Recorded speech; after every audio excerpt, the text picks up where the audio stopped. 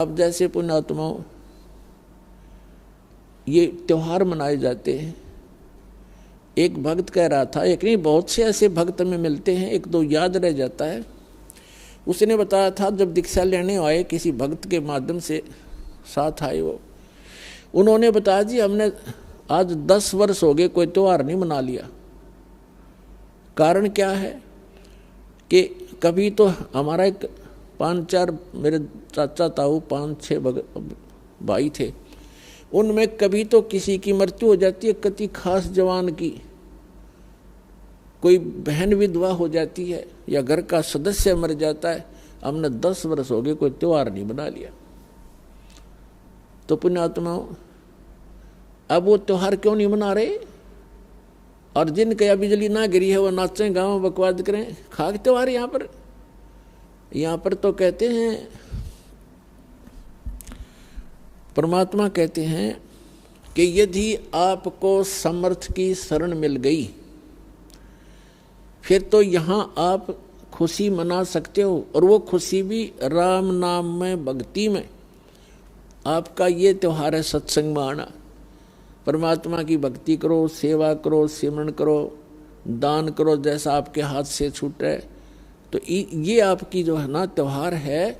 इसके अतिरिक्त आप क्या देखा दास ने, ये होली मनाते हैं। होली जब से हमें ज्ञान हुआ है हमारे बच्चे भी नहीं करते, छोटे छोटे बच्चे भी अपने घरों में रहते हैं, उस दिन बाहर नहीं निकलते, क्योंकि समाज में ये ज़्यादा परंपरा प्रचलित है। तो उस दिन क्या करेंगे, गंदा पानी, रेत, गाँवों में तो बहुत बुरा हाल है, और लाल मुँह कर लेंगे बांदर की तरह, सारे दिन धक्के खांदे आंडे, और हम अपना बैठ कर भजन करें दरवाज़ा बंद करके। अब जैसे अब ये आएगी क्या नाम, पूर्णमासी रक्षाबंधन कहते हैं, सारी उल्टी परंपरा काल की। एक बहन बता रही थी जब दीक्षा ली उसने, और ये उसको ये सब मर्यादाएं बताएगी, सत्संग सुनाए जाते हैं। पहले थोड़ी संगत थी, 100, 200, 400 भक्त आ जाते थे, बैठ जाते थे, सब अब अपनी सुनाया करते थे मेरे पास बैठ कर। तो एक बहन कह रही थी जी आप, पहली बार तो मैंने दुख हुआ था इस बात का जब ये सुना कि भाई रक्षाबंधन भी भाई का नहीं बांधना है। तो अब मुझे पता चला कि मैं रक्षाबंधन वाले दिन अपने भाई के रक्षा बांधने के लिए गई थी, रक्षाबंधन राखी बांधन खातिर गई थी, और मेरा भाई किसी कामवश मोटरसाइकिल पर गया हुआ था और उसकी इंतजार कर रही थी। अब क्या हुआ कि शाम के समय दुर्घटनाग्रस्त हो गया मेरा भाई, मृत्यु होगी, और उसका शव आया। ओए होए, अब पुण्यात्माओं हम रक्षाबंधन किस लिए बांधते हैं भाई का, बहन, कि हमारी रक्षा करे। अब जब वो अपनी ही रक्षा नहीं कर सका, भाई की रक्षा, बहन की रक्षा कहाँ से कर देगा? जो रक्षा करने वाला है परमात्मा का रक्षाबंधन बांधो, और उसका रक्षाबंधन है पुण्यात्माओं, उसका नाम लो, उसकी शरण में आ जाओ। भाई की भी रक्षा और बहन की भी रक्षा, बच्चों की भी रक्षा, अपनी भी रक्षा, पति पत्नी की भी रक्षा। तो हम भूल चुके हैं इन परंपराओं में, परमात्मा को भूल गए और अपने ही इस मकड़ी वाले जाल में फंस कर जीवन नाश कर जाते हैं। तो पुण्यात्माओं इन परंपराओं से हमने वापस होना पड़ेगा और उसी मार्ग पर आए।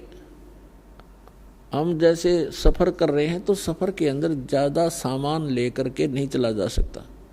तो ये जितनी परंपराएं हैं ये हमने लाद रखी है बेमतलब की, इनसे हल्का होकर ही हम इस सफ़र पर सफल होंगे और इनको हटाना होगा।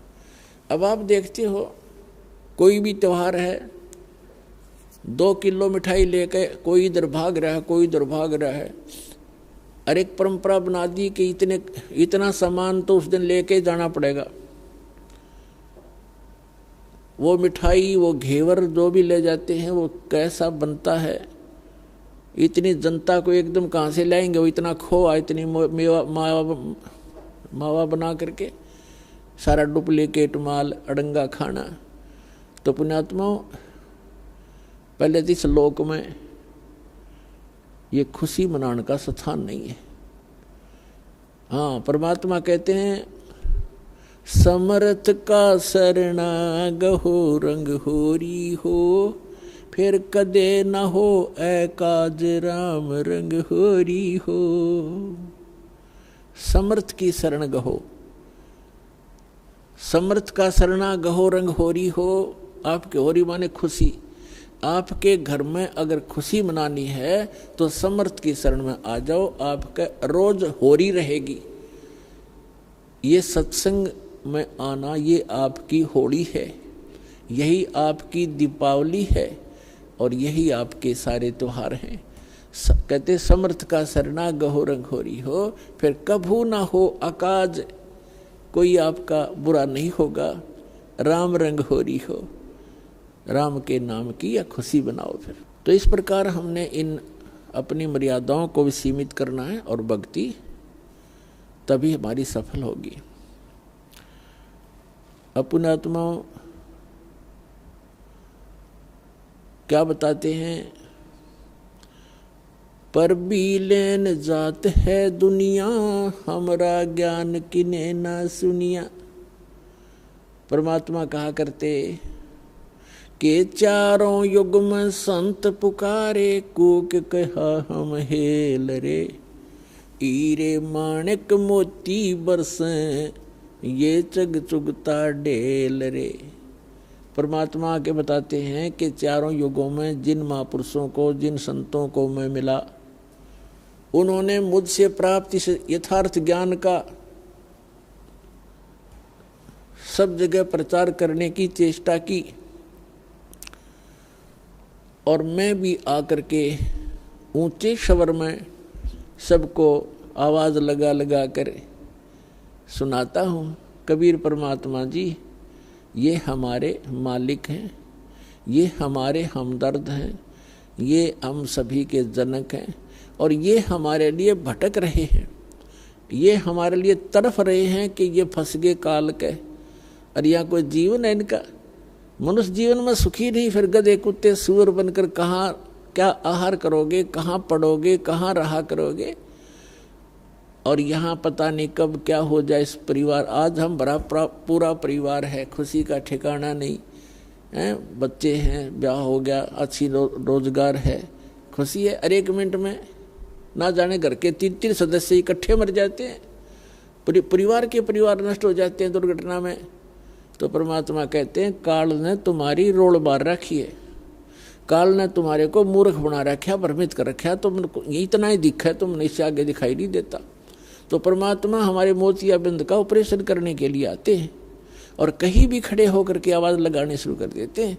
कबीर साहब कहते हैं मैं रोवत हूँ सृष्टि को, ये सृष्टि रोवे मोहे, गरीबदास इस वियोग को समझ न सकता कोई। ये आत्मा भटक रही है, परमात्मा को रोती फिर रही है। हे समर्थ, हे सर्व सुखदाई, हे सब पापों के नाश करने वाले, हे सब संकटों के दूर करने वाले, काटने वाले भगवान, हमें सुख दे। प्रधानमंत्री के सत्र का काम और पटवारी का एप्लीकेशन लगा रहे हम। कहाँ जाते हैं, मंदिर में मूर्ति पे या मस्जिद में बैठकर करते हैं, या कहीं और जैसे चर्च में, गुरुद्वारों में, या किसी देवताओं को हम अर्जी लगाते हैं। तो वो अर्जी, वो भले ही आपकी अर्ज सुन रहे हैं लेकिन वो कर कुछ नहीं सकते। समर्थ का शरणा गहो रंग होरी हो, कबू ना हो अकाज राम रंग होरी हो। तो समर्थ की शरण में जाने से हमें लाभ होगा। तो वो परमात्मा कहते हैं कि मैं रोवत हूँ सृष्टि को, और ये सृष्टि रोवे मोहे, ये मुझे खोज रहे हैं। ये सारे सुख देने वाले, हमारे सब संकट का निवारण करने वाले, तीनों ताप के नाशक, हे परमात्मा आप हमें सुख दो। लेकिन जहाँ अर्जी लगानी चाहिए थी वहाँ अर्जी हमारी पहुँच ही नहीं पा रही, हमने उसको पता ही नहीं कि ये कहाँ अर्ज करें। तो यहाँ परमात्मा कहते हैं आप मेरे लिए भटक रहे हो और मैं तुम्हारे लिए भटक रहा हूँ। हमारे इस वियोग को, हमारे बीच में जो ये दीवार खड़ी कर दी अज्ञान की, इसको कोई समझ नहीं सकता। तो उसके लिए परमात्मा ने इस दास को भेजा है, आत्मा और परमात्मा का मेल कराने के लिए और बीच से इस अज्ञान का नाश करने के लिए। तो अब ये ऐसा ज्ञान है, परमात्मा ने 600 वर्ष पहले ये ज्ञान मलाई बनाकर और अपना रख गए थे भगवान। लेकिन पुण्यात्माओं, कबीर सागर, कबीर वाणी, कबीर बीजक, कबीर साखी, कबीर दुहावली, कबीर शब्दावली, ये तो एक समझो वन है, वन